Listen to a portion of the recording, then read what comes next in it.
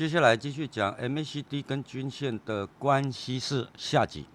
下集要讲的都是案例，因为这种关系式，如果你光是死背它是没有用的，你会看不太懂。实际上看一下这个案例啊，这是一档股票，这是一档台股，然后我们看看它的月的 K 线。那这里在这图上面，你看到这个黄色的这个是 MA2，就是代号第2条的均线。那在这里呢，先来讨论一个问题哦。你常常会看到有人跟你讲这个均线，不管怎么样，有会看到这种所谓的均线扣底的问题。均线扣底通常指的就是说，像这种行情跌到你的均线，你本来在价格在均线以上，当然这是月，你没有什么条件去怀疑它是不是这个属于多头的问题，因为一般均线就是它就这样看。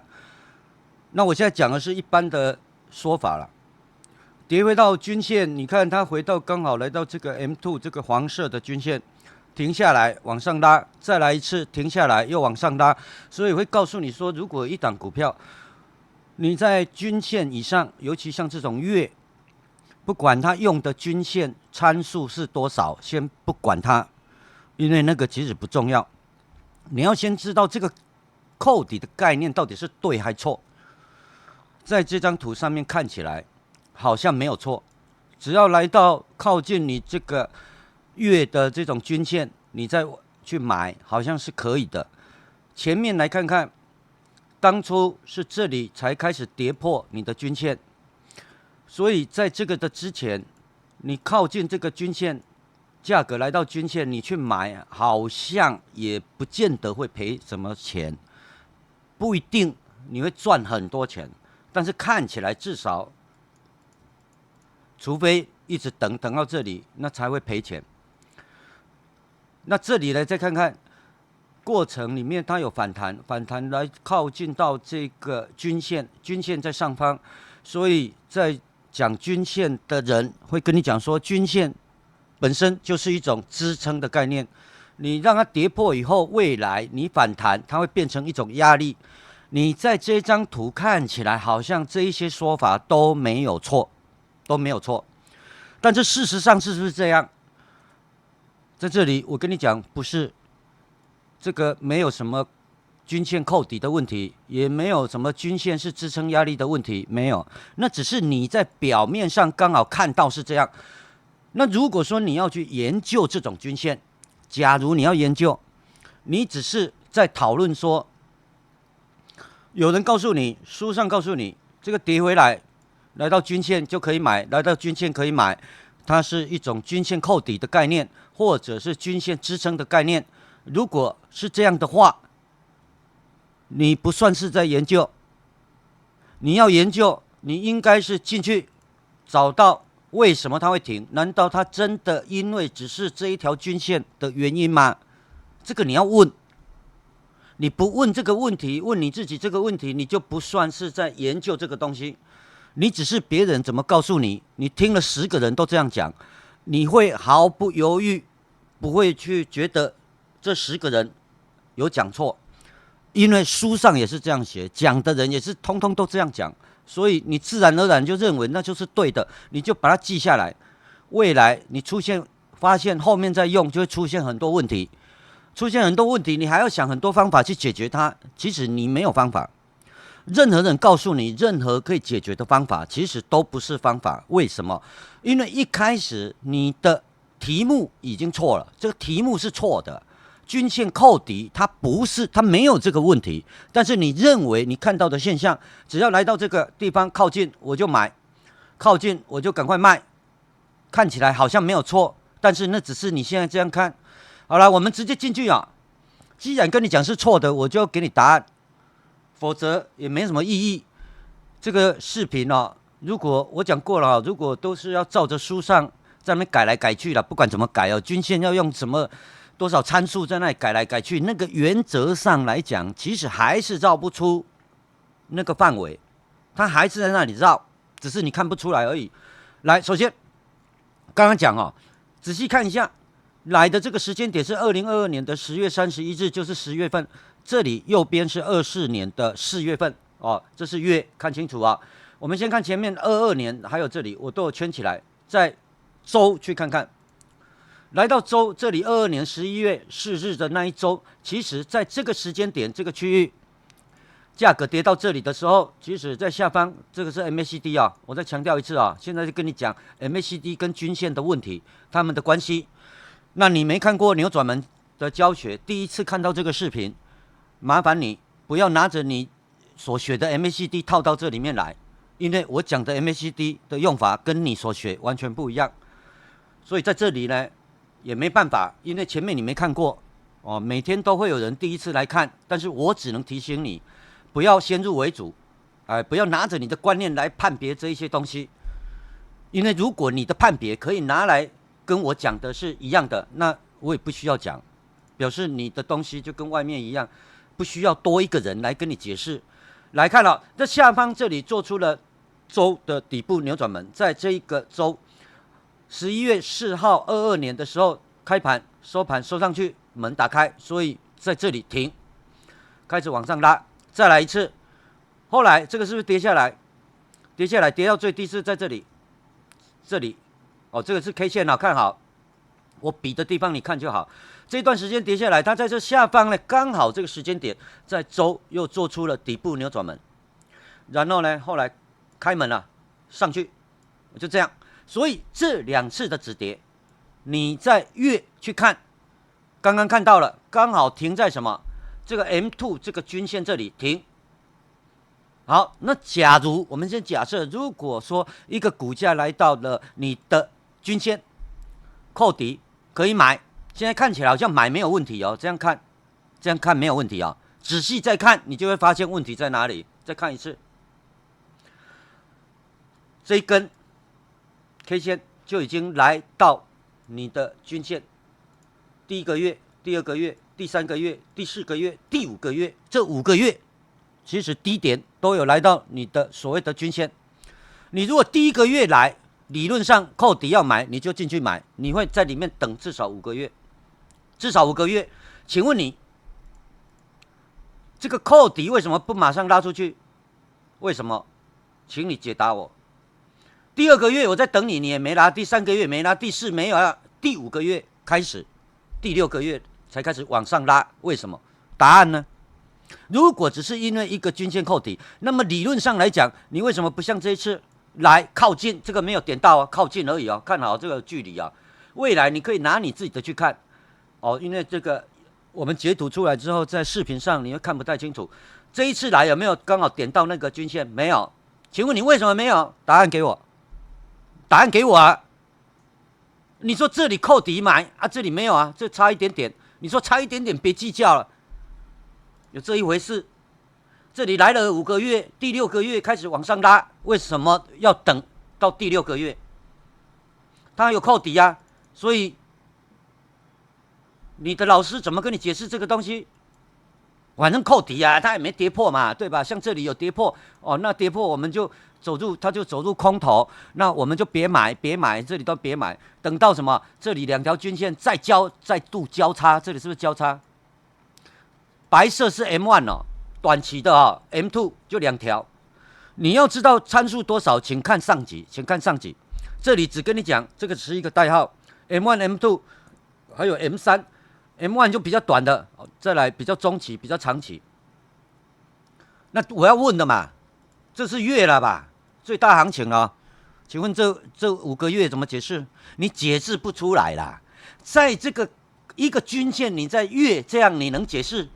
用你的扣底能解释？用你的黄金交叉能解释？请问你这里都黄金交叉了，对吧？是不是交叉？这里21年呢，现在24年呢，这里整整3年呢。是啊，交叉啊，不要说你买在哪里啦，就给你买在这个低点好不好？就扣底这里啦，就买在那里。你要等多久？这里有涨，但是为什么这里的涨为什么没有涨那么多？这个都是问题啊！你要全部都要给啊！你不能给我讲一个均线啊！你看买没有错啊，太厉害了哦！原来这个买就没错，我学会了。你以为交易就这样？那是幼儿园，知道吗？跟你讲均线，还在讲这个扣底，那都还幼儿园，那不叫研究，那只是书上这样写。你去看，你不会有疑问，你不会有疑问。为什么？因为你没有发现问题在哪里。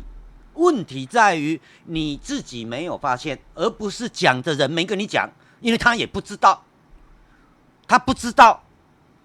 那你说我这样用就可以赚？那当然，你要这样用，你就继续这样用，后面就不用看了哦。后面我的解释你其实不用看了，因为没意义，对你来讲没有意义吧？你就照你原来均线的用法，交叉往上，你就看多，你就买。但是接下去你就会发现了，你的问题，你的老师解决不了，所有你看到的都解决不了，没有人可以帮你解决这个问题啦。你可能以为我在吹牛，对吧？来看这里哦，那么这里门打开之后才有往上嘛，才有往上。那请问你在这个时间点内，来再来哦，再看看你的均线长什么样，来给我解释。在这一堆啊，这一堆里面，这上面有没有两条均线？黄的跟白的是不是都在上面？一个短期，一个中期，这是周哦，这是周哦，麻烦看好哦，这是周哦，这是周吧？啊，这个能买吗？你至少要等到什么时候？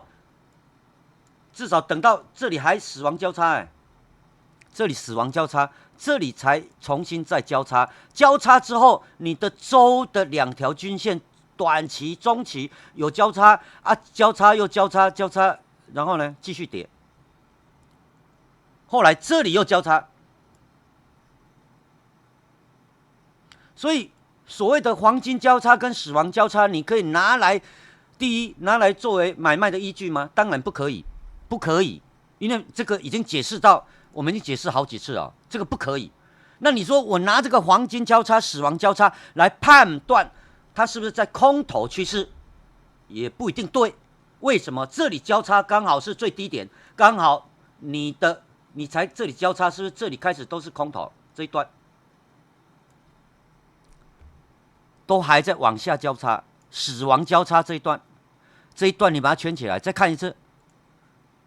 所以来看哦，这里死亡交叉，到这里黄金交叉，所以这中间圈起来这里全部都是死亡交叉。死亡交叉，你都还没黄金交叉，那你死亡交叉，就算你的 K 线站上你的均线，你怎么那么肯定它不会再掉下来？为什么你那么肯定它不会是一个假突破？所以通常都会等到黄金交叉之后，黄金交叉以后再来做啊。但是黄金交叉以后呢，它持续还在跌啊，跌到这里哦，你看哦，这里再度跑出来怎么？死亡交叉，这里啦，这里是死亡交叉看好这均线白色的是短期，黄色的是长期的。它涨到这里有再度黄金吗？没有啊，都没有。所以刚好变成相反，你的黄金交叉跟死亡交叉刚好都晚一步。为什么晚一步？因为这个是一个平均值的概念，它创新低，才有可能刚好短期的又穿过长期，变成死亡交叉。这里也一样，所以你会看起来死亡交叉进入一个空头行情，在这一刹那你看好像是，但是我要讲的是，你的死亡交叉刚好是什么？刚好我跟你讲的，门打开之后开始买，我管你死亡交叉那是你外面的事情啊，你管我死亡交叉要去买，我高兴啊！这里开始门打开，开始往上拉，那我们再看下一次，它又回来停在哪里？请问你，它有没有停在这一条下面？这个是红色的最长期的均线，有没有来扣底？没有，这里没有扣底。那这一条就是什么？这一条就是月，所以上集没看的这里你就听不懂。刚刚那个红色的周就是月的这个 M2，那一条就这一条啦。你的老师有跟你讲均线那两条什么关系吗？你的月均线跟你的周均线比出来看看什么关系？应该没有人跟你比过吧？再来，它明明没有扣底，还是停。再来周看看，周再看一次，你就光看均线就好。这一条红色就是你的月，刚刚那一条，它有没有靠到？有没有接触到？没有，它停在这条蓝色这条线这里，对吧？啊，这个时间点刚好有没有？它这里又是死亡交叉，周又死亡交叉，当然死亡交叉啊，当然啦，知道吧？它还死亡交叉，然后告诉你什么？刚好这段时间，这个周底部的门又具备了条件，门打开，所以管你死亡交叉，人家照样买，照样买。那请问你再来，这里有很多问题，你都要去把它搞通，不然你凭什么说你在研究均线？请你告诉我，都要解释清楚吧。死亡交叉要不要解释？这个是不是死亡交叉？就是跌破你的2条均线都下去了，然后这里是不是又变成你的均线的压力？这里是 V 周线的 V 的反弹，谁叫你穿过均线去买？你自己要这样买的啊！再来，刚刚重点是最低点停在这个蓝色线，这什么？这条是什么？往前一看，就是当初这里的什么底部周开门，2022年11月这个时候开门买，就是这个位置。后来回来停在这个门，请问你是因为你的均线，是因为你的月在22年，是因为均线刚好跌到你的均线吗？是跌到你的月均线吗？是这个原因吗？是因为跌到扣底，所以停，不是吧？那你要这样，为什么前面5个月它为什么不拉出去？告诉我嘛，告诉我，请你告诉我，为什么等5个月？表示什么？表示它不是扣底的问题吧？这一段发动在你的月前面都没有发动，只有这里才发动。再来，下次回来停在哪里？原来周的门停，再度，所以这个门可不可以买？当然可以买嘛。所以教学要去看啊，不然你怎么买？你拿你的均线，只要你上面有画均线的，只要你在看均线的人，只要你没有这个概念，那么你看的均线可不可以用？不能用，全部都不能用。不要争，那个不用什么争议。这里是死亡交叉，你说没有，我看着月买，那好，你就看月买吧。那只是刚好今年你去看啊，我靠近月的这个均线哦，来扣底了，接近了，反正差一点点没差，那我就去买，今年会赚了。2年前你去买，你等5个月它都没发动，人家至少那5个月不会去买的，为什么？没有条件。买进去那一周买进去，人家就拉了。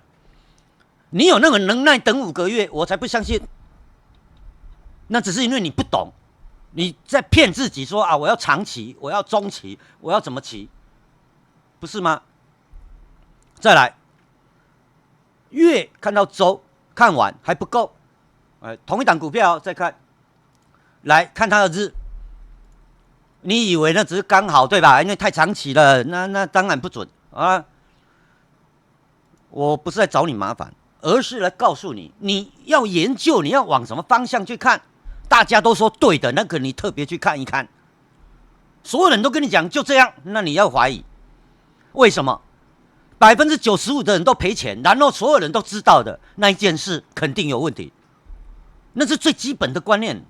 那有问题，你要去找出答案。很难找，因为你问谁都问不到。你不相信？看完这个均线，看完 MACD 之后，你开始去油管上面，不管他推荐给你还是自己去搜索，只要跟 MACD 还有均线有关，你就会把它找出来，看他讲什么。来，你去找，我相信应该不会找到太多，因为不可能找到有30-50个、100个，不用，你找到前面10个最多人看的就好。你也不用从头看到尾了，你只要这个全部2集你看完，你再去看，你就会发现为什么叫做韭菜被耍得团团转啊？然后不知道那一种你错误的，你学20年都不会有答案啊！怎么会有答案？因为你没有某种观念，你的某种观念本来就是错的啊！你不知道错，因为你也找不到答案，你没办法自己研究出来的啊。那不是你任何人想研究就会有答案呢。你现在看我在讲好像很简单就一个观念而已。对啊，很简单，你看到最后你就知道。所以一般人你说有没有办法去研究这些东西？很难的啦。你小学的自然科学，你可以学一点物理概念，到了高中你就不想学了，因为太复杂，所以你就念文科组嘛，对吧？你的物理不要念了。所以不是每个人哦，你都可以叫他学个物理，就是可以读到什么博士，那是不可能的哦。但是我跟你讲，你要学东西，就是第一个阶段，第一课学完要能用，你后面都不懂也没关系，你可以不要懂，你可以不懂均线都不要用，都没关系，你照样可以做。这才是在基础教学的时候，为什么我从来不跟你讲均线？我只跟你讲不要去看，因为那是错的。但是你怎么看好像都对啊，人家讲都没有错啊，这均线收上去啊，不是吗？黄色是均线呢，红色 M3 也是均线的啊，这不是也收上去吗？日哦，再来回来 M3 刚好停，又拉上去，哎呦，这个就扣底，对吧？突破均线，站上均线之后，我怕，所以我等它拉回，靠近均线我再买，又对，不是吗？所以为什么说很难讨论？因为你看起来你就觉得对就好了，我讲的人就这样啊，大家就相安无事。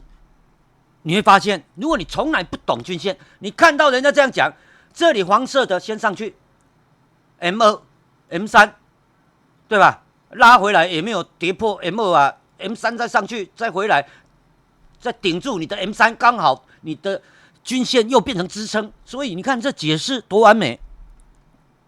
这种解释不叫研究，好吗？哦，当然你可以维持这种看法，我是没意见。再来，我会跟你讨论，是因为来看这日期，2024年5月16，这里5月28上了 M3，再来6月11跌回来这个 M3，好吗？日哦，看好日哦，啊，我只在讨论说这个均线到底是不是一般书上在讲的支撑压力，或者回到这个扣底，是不是啦？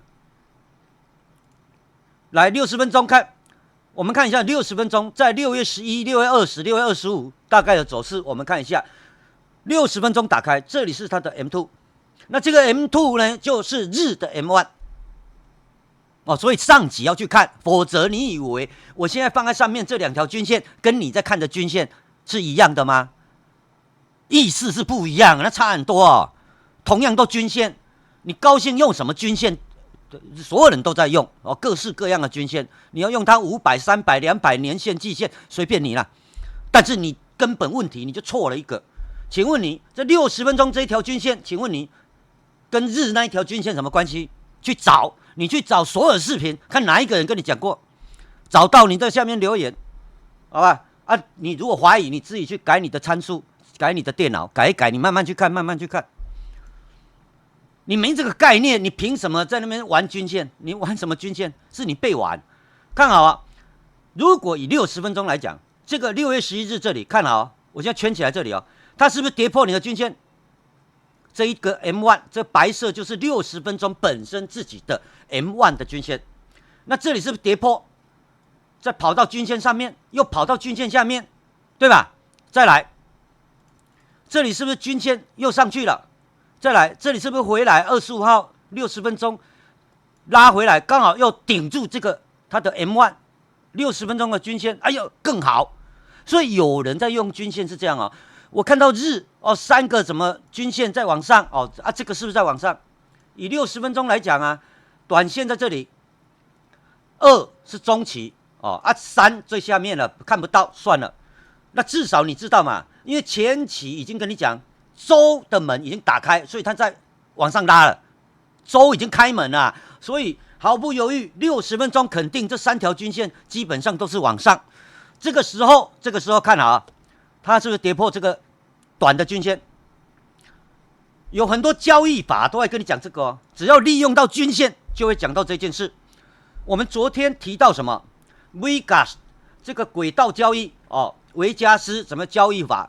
那个什么人家赚100亿美元的啊，来，如果在这里以他所讲的，你就会有一个问题跑出来，跌破均线，再来这3条下面还有长期的哦，那个500多哦，那基本上这个以60分钟来讲，你毫不犹豫，这个是往上涨的趋势，对，那怎么买呢？通常是这样，我的 K 线跌破最短期这一条，等它在站上这一条，那我再去买。你先不要管哦，这个最短期这一条是他用的12日均线，还是20日，还是30日都没有关系，都没有关系，因为我们在讲的是一个逻辑的概念，跟你现在用几参数用多少，你先不要去管你的参数，你的概念如果是错的，你的所有参数全部都是没有意义，没有意义。这里是不是跌破？这里又上去啊，它再度跌破，请问你是不是假突破？假的，这里才是真的。就会有这个问题跑出来。要讨论均线，就要把这个问题给解决，解决不了那就别玩了。你宁可不要去研究均线。看好，这是6月11日、6月20日、6月25日，刚刚讲这个日，是不是在跟你讲6月11日是不是在这里扣底？刚好这几天哦，这几天嘛，那前面的是周开门往上拉，这个先不管它。那我要跟你讲的是这里圈起来，这里6月11这里一堆，是不是扣底？是不是停？但是你再去，尤其这种时候，这日3、4天在这里，你再去60分钟看的时候，这种情形肯定会有人跳进去买，这一定会，你都不要怀疑。日在下方，均线啊，这个 M2 也在这里，那你跌破没关系，你上去我就买。我就等你上去我再买，所以这一次一定错啊！会不会止损不管了、啊，大概也不会止损。这一次买就又变对，先不要说你后面是不是赚，因为这是因为目前的行情，你这样用，你这样那么乱买，可能没事。你在之前任何时间去用，可能都有事，而且有大事，你都别止损。对，你以为下次还会上去，你想太多了，因为你都不晓得这里不能买，为什么这里不能买？请你告诉我，为什么这个60分钟都已经收上了你最短期这一条均线啊，下方都是往上，为什么这个不能买？大家都跟你这样讲说这样买哦，大家哦，每一个哦啊，为什么跟你讲这个不能买？你说啊，因为后来又跌下去啊，所以不能买，不是？当然不是，因为它后面跌下去吧？来看15分钟。15分钟，这里6月11，刚刚讲6月11，来，大概这个时间，这里是从6月的3号、4号、5号、6号，对吧？它是不是这样行情一直跌？好，我们再来看，这里白色就是 M1，M2 就是黄色的均线，在15分钟你看到这两条，然后你会看到几个情形。首先，它在下跌的过程一直跌，好，跌的过程。在这个过程里面，下方框起来了。这个时间点里面呢，15分钟是有具备底部门的条件，但是听好啊，它后来这个有开门吗？门在这里哦，它有没有开门？没开，这门没有打开，记住啊。所以没有基础，后面解释你全部听不懂，这个基础你没有，后面你不要看了。再看15分钟，15分钟跌下去，这个 M2。是不是跌下去，又上来 M2， 又下去 M2， 又上来，是不是？那这个 M2 就是什么？就是60分钟刚刚你看的那里 M1， 是不是？他们上下，就这里。再来，后来它是不是站上去？这里有站上去，是不是？来到这个门这里，这门就画在这里了。这来到门，它是不是站上去这个 M2 了？这个 M2。已经站上去，而且它反弹，一直来到这个门了。看看下方，这是一个 V 的反弹。此时站上 M2 就是你的60分钟。60分钟这里 M1 就是这条白色的，刚刚我们讲就在这里，跌破拉起来，刚好在你短期均线收上去以后的上方这里。为什么这里不能买？为什么不能买？你这里看不出来啊？你会去买的啦。为什么不能买？答案在哪里？在这里。因为这个位置是在过程下来刚好什么有15分钟底部门，但是它有打开吗？它没有打开，意思拉起来 B， 这个都是 B， 这个未来都还会下去，所以不能在这里买。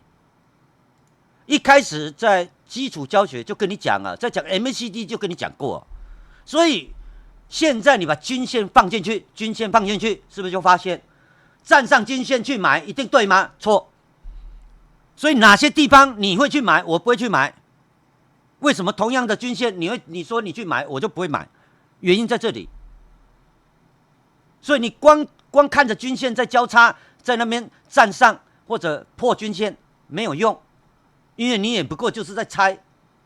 至少你进去10趟，可能5次你会去买，我不会去买。但是你为什么多买5次呢？因为你看不懂这个问题，你没有像我这样跟你解释。外面讲均线的一概无解，讲 MACD 的也无解，两个都讲的放在一起的那一张 K 线图，下面也有 MACD 的，也有 KD 的，上面也有均线的，都有。有解吗？还是无解？为什么？因为逻辑概念不一样，用法完全不一样。所以你再怎么解释，你再放10个指标也是无解，一个都无解，你放3个怎么会有解？你更难解。一条均线你都不懂，你搞3条，你会懂？来，再看。所以这里是 B 门没有打开，再来它继续跌，继续跌嘛。6月11日这里圈起来，这里早上10点来看哦，这2条均线死亡交叉是吧？是不是死亡交叉？看到了哦，先看好死亡交叉，再来，直到这个圈。蓝色圈从11号到6月20号早上11点30分，这一段行情在短线15分钟里面，它才从它的死亡交叉变成黄金交叉，没有问题啊。短线里面这里都是属于死亡交叉，死亡交叉都属于短期，是属于空头，这就是你所学的均线它所告诉你的意义。这你要小心。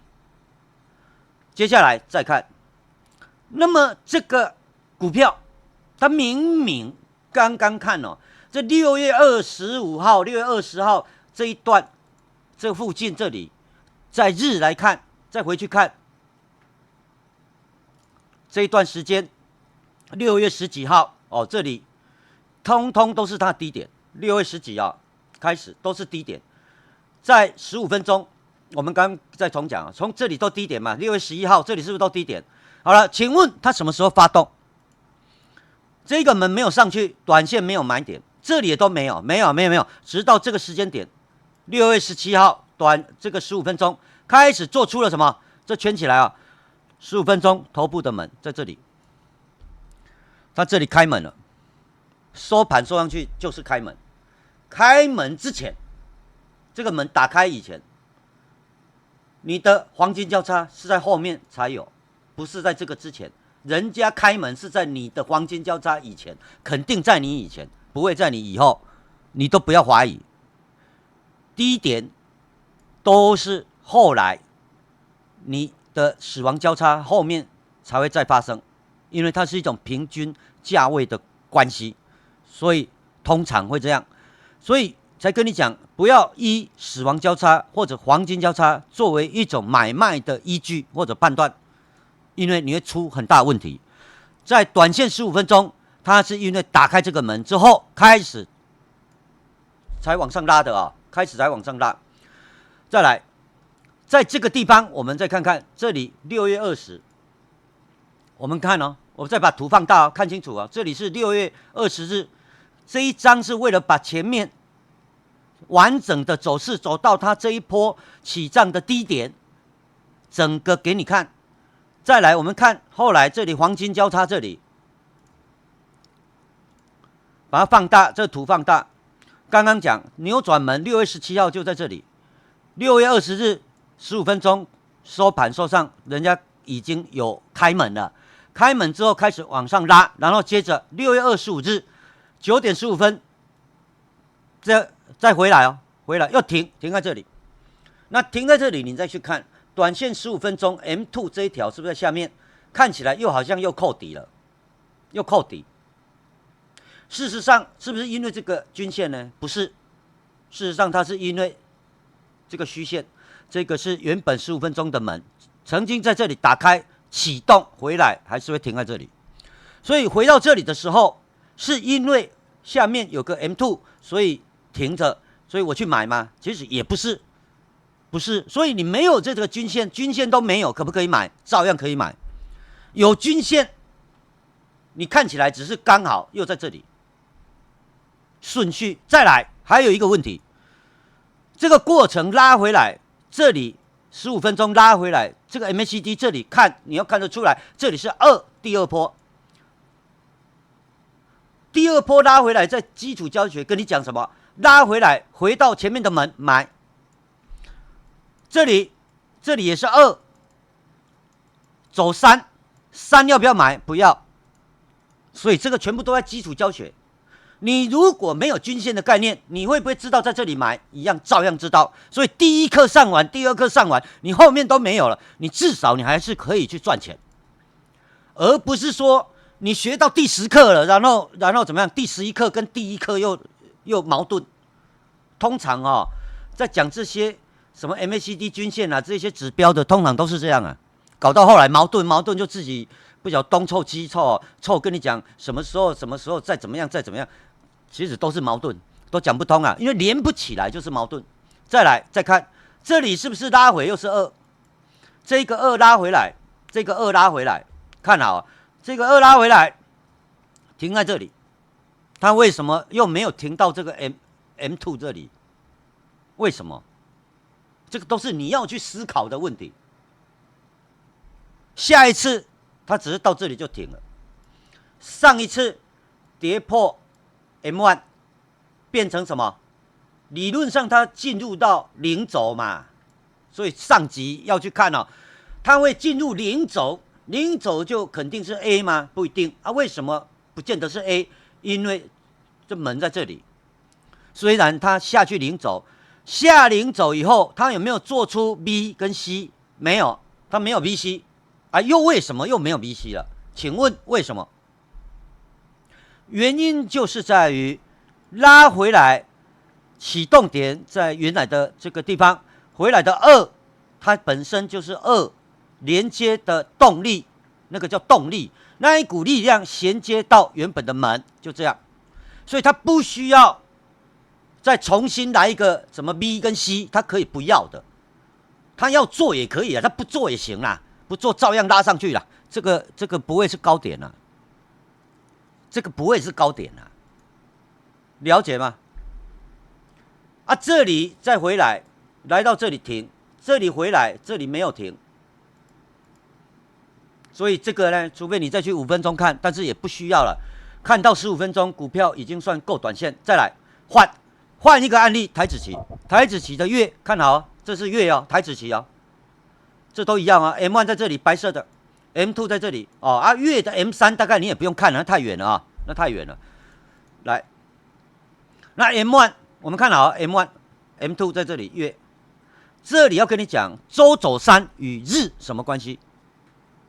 这里要讲的是周如果再走3，改一下，这里应该改成月才对。月如果再走3，月的行情当然这里所指的3跟你的波浪理论也不一样，没办法因为这个波浪理论已经被书还有外面一大堆在解释波浪理论的人把它给搞烂了说到已经一团混淆，一锅粥了啦。那大家跳进去解释不清你会以为我讲的跟他们讲一样，所以我只能跟你讲，这属于一种波动那尽量不用什么波浪理论，因为没外面讲那么复杂。来看月的台指期，如果你不晓得2020年6月30日的这一个月它多重要，那么你说你看得懂台指期，你看得懂台股的走势，那你也只是瞎扯淡。最重要关键你都不晓得，你只知道后来再涨再大涨，那个没学过的都看得出来所以也不需要你来跟我解释。看好，当初我们也讲过这是月的扭转门在这里，下方已经给你标示好框起来，这就是月 MACD 月的扭转门，头部的门在这里。当初在这一个月门打开了，那你心里要有数接下来行情可不是前面你看那样了，这才是波浪理论。这个不是你的形态理论，不是你的 M 头理论，都不是，全部都不是。你的波浪理论也没有办法套进来。我现在在讲的东西，你套不进来的。所以你不要试图去拿你旧有的观念去套来这里面，你会很痛苦哦。你最后只会觉得我乱讲，那你就用你的方法就好。这里是走3、走2、走3，这才是波浪，这才是波动，而不是你在那边数1、2、3、4、5，现在走到第5波。如果要照外面的数法，现在都不知道走到第5波了。走到第5波又怎样？你懂吗？你还是不懂。来，门在这里拉起来，有一天回来，然后回来，门是不是在这里？这月是不是2？靠近你要干嘛？靠近你要干嘛？跟刚刚那个15分钟不是一样？靠近2，照样要买啊，只是你要怎么买？它有停在你的 M1 这均线吗？它没有，它跌破均线呢。啊，跌破均线不可以吗？可以啊，它可以跌破的哦。所以这里从月开始讲。那如果月现在我现在讲现在哦，现在这个在走3，这是第3波哦，走3。那走3，重点已经不是要跟你讲2买，这个是基础的东西。我现在要跟你讲的是，如果月在走3，会有哪些事发生？这个在基础里面我没有跟你讲的太复杂，这里就增加跟你讲。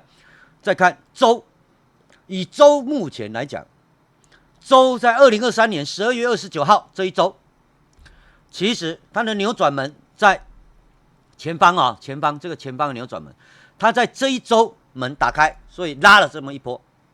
这你也要知道，那它前面这里呢也是2，这里2，所以这拉回全部都是买，全部都买。这是台指期，这是周，够远了吧？从刚刚开始讲到现在，包含15分钟，全部概念只有一个而已。你打开所有的行情，任何地方你都要能找到你的逻辑上的那个位置。而不是你均线上外面的概念。这里啊，你也可以说哦，靠近这个周的 M1 均线啊，所以靠近它又没跌破哦，那均线都在往上啊，靠近我买，当然啦、也可以啊。我说过了，未来你就知道哪里会错了，等你错了来不及了。再来到日，再看2023年的5月18日，这是日的扭转门打开。日在这里打开。这里3条 M1、M2、M3 是不是变成这样，拉成这样，是吧？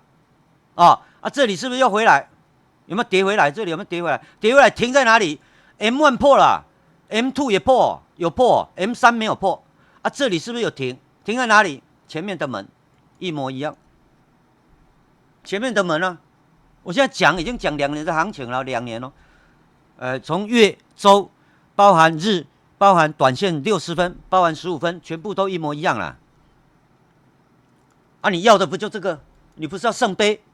我都不好意思跟你讲什么叫圣杯，外面一大堆都跟你讲那个是什么冠军的用法，这个什么用法，扯淡。只是你看不出来，人家在瞎扯淡，是你看不出来。再来，这个只是在告诉你都一样哦，但是这一件事是要讲什么？是要讲一件事。这里标示日的 M1、M2、M3， 刚刚这里在讲日走3与60分钟的关系，前面这几个在讲月走3与日，这里是月 M1， 周再看这一张是周，那周呢的 M1 在这里 ，M1 在这里 ，M2 在这里嘛，再看日的 M1 在这里，我要跟你讲的意思哦，等一下会做总结，先看一下。日在走3哦，日走3跟60分钟会有什么关系？因为要把它搞懂，就把全部都搞懂。看好啊，这个60分钟 M2 是不是这一条？上集跟你讲说，如果60分钟的 M2 它就是日的 M1， 对吧？现在要跟你说，日在走3，然后60分钟你再去看。因为它整个是月走3，这个整个行情都是月在走3，而不是你现在看的日走3，不是整体启动，它是月在发动，所以从开始它就是月的3，再来周的3，再来才是日的3。那来到比较短期，现在今天印的60分钟看到几个重点，圈起来这个重点，这里圈起来是在告诉你说，这个时间点60分钟跌破 M2 在这里。这里也有跌破，看到了啊？再讲一次，这里有跌破这个黄色的均线，这里也有跌破黄色均线，这里是不是也跌破黄色均线？那黄色的均线就是 M2，M2 理论上就是日的 M1， 对啊。好，绕回去看这张日走势在这里 ，M1 白色在这里，日有没有跌破 M1？ 没有，没有。一开始上集跟你讲，60分钟的 M2 就是日的 M1， 现在为什么它不是了？现在这里曾经上次跌下来，跌到这个跌破这个 M1， 但是刚刚回去看日有没有跌破这个 M2 跌破，但是日有没有跌破 M1？ 没有。这里也有跌破 M2， 日也没有跌破，而且还有距离。再来，当初这里是因为什么下来？60分钟在这里关门，反弹门打不开，下来跌到哪里？跌到这里停。这里是哪里？这里是当初60分钟门这里打开的地方，跌回到门买，再来一次，再跌回到门，再来一次。最近这2天是什么原因？又下来，又什么原因？上面这里是原来的60分钟的门在这里，这一次呢是60分钟的3走完关门，所以这里一个门，这里一个门。上次有人在提哦，这跌下来就有人在讲啊，我只提醒他什么？不管你怎么看，你要看到重点，重点是下次你的60分钟走3，你要注意，这才是真正重点。至于5分钟怎么走，那是小事哦。所以目前它在什么范围？上面这个门跟下面这个门啊，就这样啊，就这样啊，你不要犹豫了，不要这么猜的啊，猜怎么猜？有什么好猜？所以没有均线能不能做？我要问你的是，你的老师把均线拿掉，用均线做的人把均线拿掉，能不能做？做不了，你就做不了。现在你拿这均线去看，你看得懂吗？现在你反而又看不懂，为什么看不懂？为什么？上集跟你讲那个概念，来到这里你会发现，哎，怎么不一样了？这里 M2 哦跌破了60分跌破，照理讲应该是回头去看日，应该也要跌破 M1 啊，为什么没有？因为原因就在一开始跟你讲的，月在走3。好了，给你一个结论，到这里我只比给你看，因为既然要告诉你，我就不应该告诉你一半，让你自己去发现太慢了。我直接跟你讲完，讲完你才知道有些东西。接下来这个结论你永远找不到有人跟你讲，永远啊，未来你要经过5年10年，也许有人听过以后可能会拿出来讲。这里看好啊，月在走3跟日这种关系，月是属于第6等级，挂弧6，走3，那么60分钟属于第3等级。看好哦，我写的这个意思我有在解释哦，月属于第6等级。60分钟1小时走势是属于第3个等级，日是属于第4个等级，周是属于第5等级。完整的告诉你说，如果月在走3 ，60分钟只能见到日，见不到周。再来，见不到周，那么平常可以见到，这个时候你见不到，你看不到周。60分钟的 MA 必须向上移1个等级。以60分，刚刚我们的案例来讲，我只拿60分跟你讲，再拿下去就有一点你会混淆，因为我从上限第6等级跟你讲，讲到5，讲到4，讲到3，这样可以，你这个可以理解，你才有办法往下面5分钟、15分钟去理解，否则没办法理解。60分钟的 M2 就不等于日的 M1， 它就不会等于，反而是60分钟的 M3。才是日的 M1， 会变成这样。再看一次，回头看这张图 ，M2 在这里，所以这个不是这一条了，变成这一条。本来跟你讲是60分钟的 M2 就是日的 M1， 在月这种在走第3的时候，第3波的时候就不是了，你要改，你要跳过来退。往上移1个等级，意思就退到这里，所以这个时候这个 M3 才是日的 M1， 那一条才是这一条啦。这个只有你自己去比对，你才知道啊，拿着实际游标去比对哦。所以再来那么如果它往上一个等级，那么请问，那么 M2 不等于 M1， 那么 M2 它代表什么？它总要有个东西吧？那到底它是什么？你既然跳走，那留下来的是什么？M2 它代表日的 K 线的红跟黑，就这样。它代表是日的 K 线，红的还是黑的？所以呢，仔细再回想一下，这里在讲的是均线呢。均线居然搞半天绕回来，还能代表你60分钟的均线哦，还有办法去代表日 K 线到底是红的还是黑的？请问你这什么说法？这是哪一派的说法？拿来啊！这没有派，这不是你书上哪一派，根本就没有。你自己去看，没有这些概念，你凭什么研究均线？不要研究了，你研究那个不叫研究，你那个只是在看图说故事。你根本那里面道理上下连接不起来，你有办法，所以表示这件事是在告诉你说，这件事的意义是指的是什么？这句话什么意思？如果月反过来，如果月不是在走3，不是走3，那么60分钟它的 M2 就是日的 M1， 那它的 M3 呢，它就会是周，所以本来是可以看到周。在某些条件之下，你是看不到周，为什么看不到？因为你飘走了，懂吗？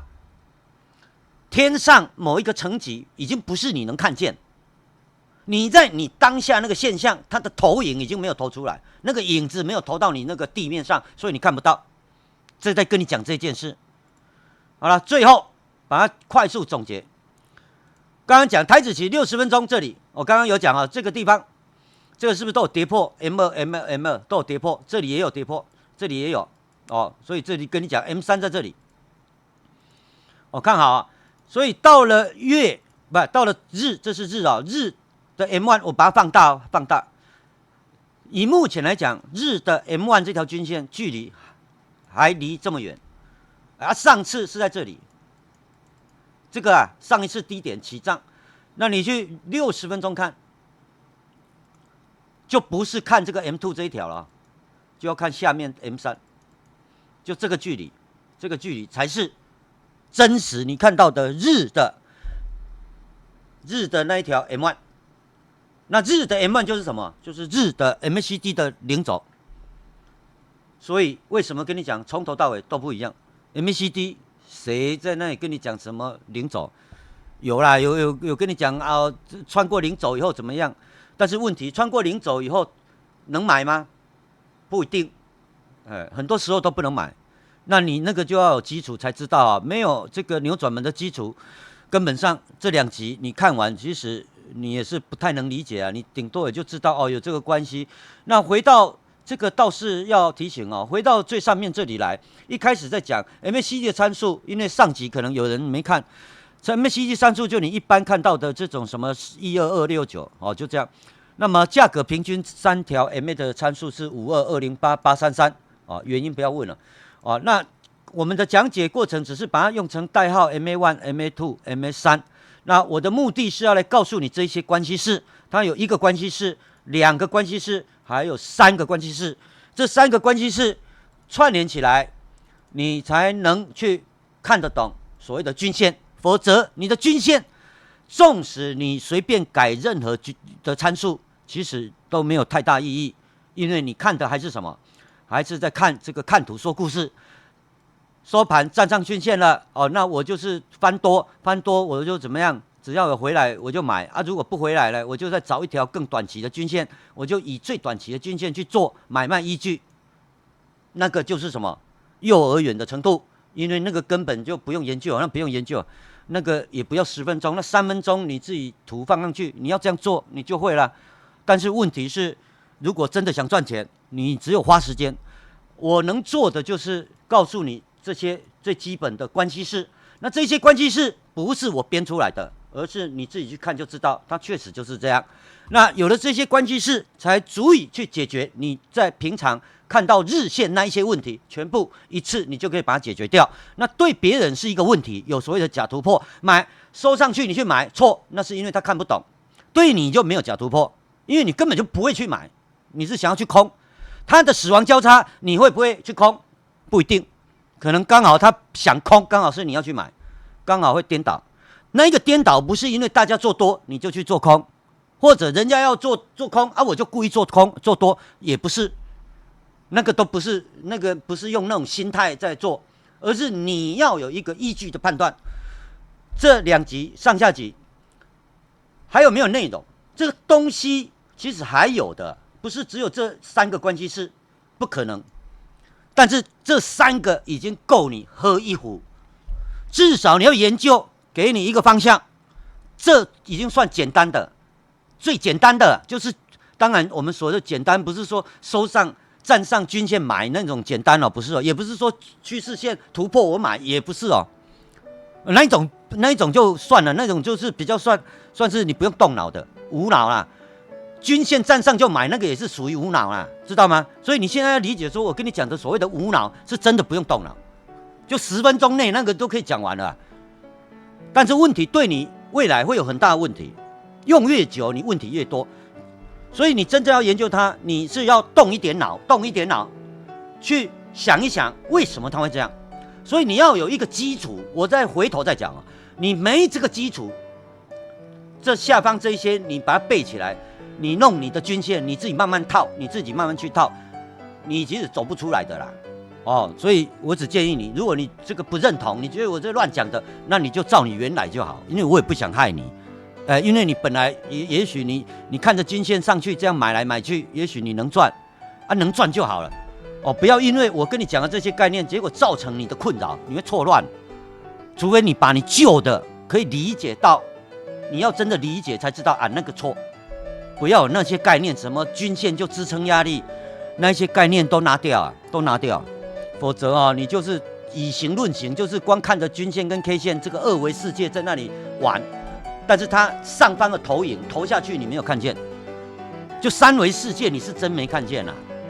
我今天只是告诉你，所谓的3维世界可能远远超过你的想象，所以为什么跟你讲幼儿园的程度那就算了啊，你要保持在那里，那每个人大家想法不一样。OK， 好，拜拜。